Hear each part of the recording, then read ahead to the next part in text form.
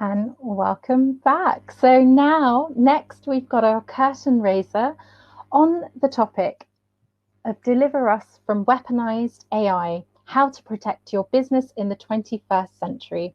Here to tell us more, we're delighted to welcome Constantine Bychenkov, CEO of Aligned Research. He's an author of multiple academic publications in applied algorithms and medical imaging processing. Before founding his own company, Constantine worked with Fortune 500 companies designing and implementing high throughput, mission critical solutions. The stage is yours, Constantine. Oh, thank you, Anushka. That's my pleasure to be today here and be part of this great event full of really valuable insights. And today I'd like to talk about a topic which we care in our company a lot, because malicious AI tended to be a global problem in recent years, and we have to understand what we can do with that. So let me share my screen. Um,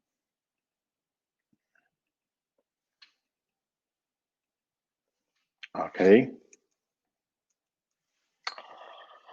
Okay, I'm the CEO of Aligned Research Group, and in our company, we're providing software development service. And recent time, we're thinking a lot what could happen if all these powerful AI tools will be turned against human, will be weaponized. The phenomenon of weaponizing AI is pushing a significant shift in human consciousness, because for decades, humans have been ensured computer can't lie. In general, they have been relying on answers given by machines. But now we can't be too sure in anything. And the main question is, how can we see the lie our devices are telling us? Uh, oh, sorry. Uh, Considering weaponized AI, we see many different malicious applications, but in all cases, we can't say that some particular AI approach was invented especially for bad purposes.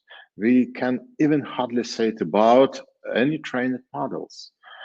In many, it may it may not be possible for AI research to simply avoid producing research and systems that can be directed towards harmful ends.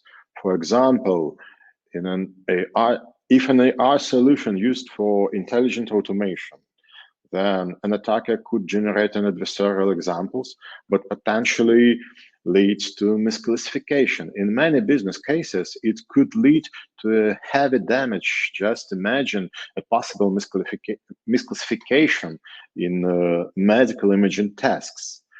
Or another case, obfuscation. Yeah, IBM research team published Deep Locker, a powerful AI-based tool for obfuscation of source code of software. It could be used for malwares, and it could make malware extremely powerful, and it will be really hard to protect our systems against this invasion.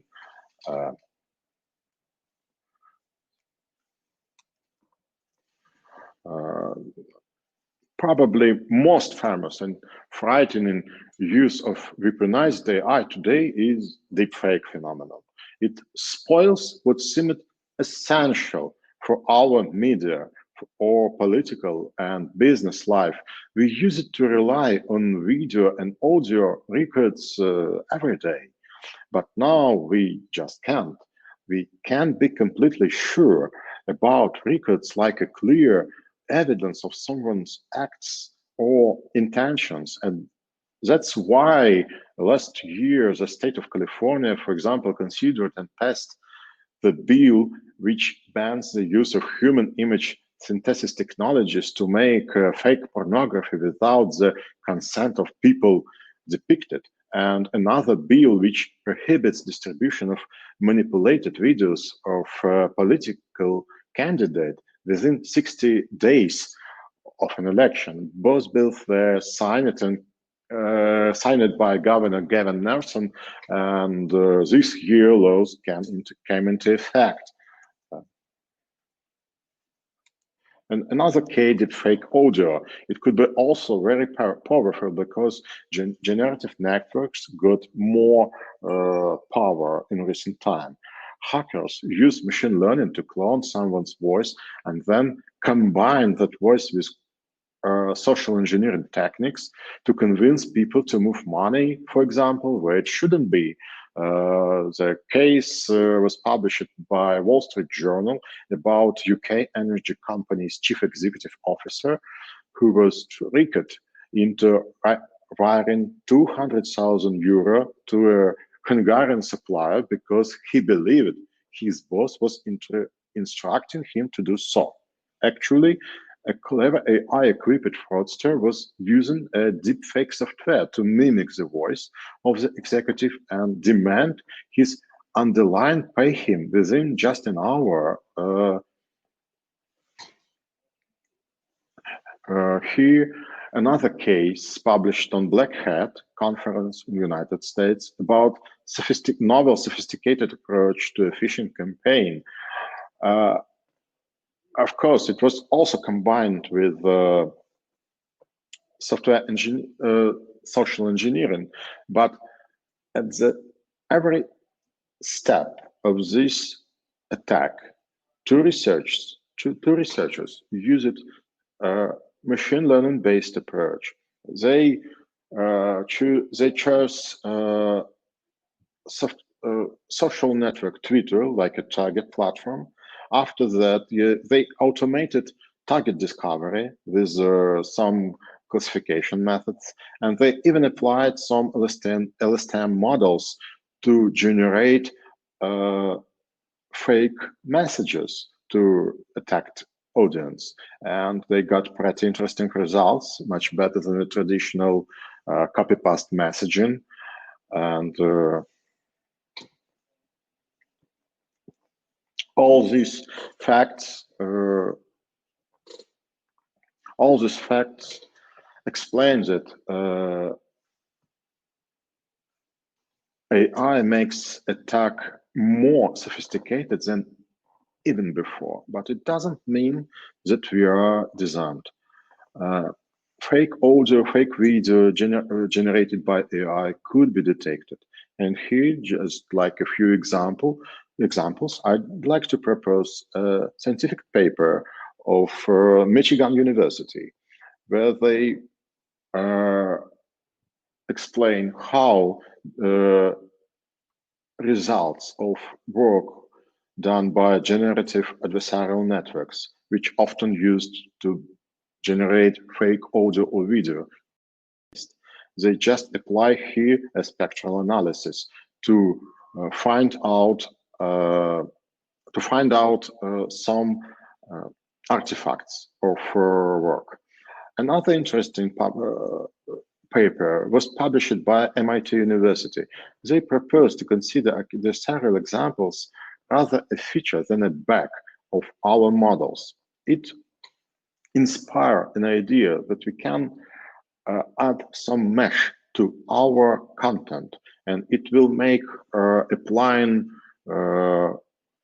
fake tools out of the box much harder. I'd like also attract your attention to an interesting Uber case. Let's consider this case as a way of how they resist different attacks on their system. They have a lot of clients, and every day relieve different types of attacks. Does attacker use AI-based tools? We can only guess. Very likely they can. But Uber data is building a whole new picture of what is happening on roads, for example, and it makes malicious use of service absolutely clear. Uber use a lot of machine learning practices here, and it put Uber a step ahead of attackers. We also shouldn't ignore ethical issues. We shouldn't underestimate it. This topic was well considered in recent years, and these infographics of Harvard University give us a whole new picture and could be a good start to dive deep into the topic. Actually, researchers and engineers in artificial intelligence should take the dual-use nature of their work seriously, allowing misuse-related consideration of influence research priorities and norms, and proactively reaching out to relevant actors when harmful applications are foreseeable. To summarize my today's speech, I'd like to propose some recommendation. First, data. Please, yeah, first one, data is a key. It means you should gather as much data about your service, about business as possible. It will let you to be a step ahead of attackers. You will always get whole picture of what's going on in your business. At the same time, you should keep your data under control. It means we can't just spread our information anymore and doesn't care what's going on with that. We should understand to whom this is message, why, where we store our video, our audio, how it could be used by outer attackers. Also, don't forget about the context. When you get a message, and it's good to understand the context of this message, why it comes to you, what information you have about this message. Even if we talk about again about deepfake, even here, absolutely obvious context sorry, could be helpful. Please pay your attention to light on the video, movements. It could be really helpful and easy to apply. Also, don't forget about your models. As soon as you start to use AI techniques and technologies, you can't just deploy it and use it. You should understand how it works. What kind of adversarial examples could be applied for these models? You should build continuous verification process for these models. So, thank you for your attention. We'd be happy to continue this discussion. If you easily can reach me. Thank you.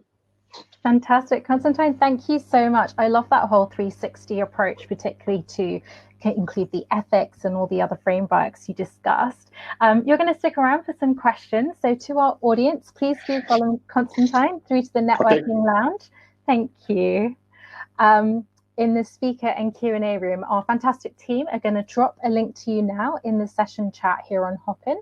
Do follow him through, where he'll still have his camera on and audio, and you'll be able to type questions in the chat for him to read out and answer. We'll be back now after a quick break.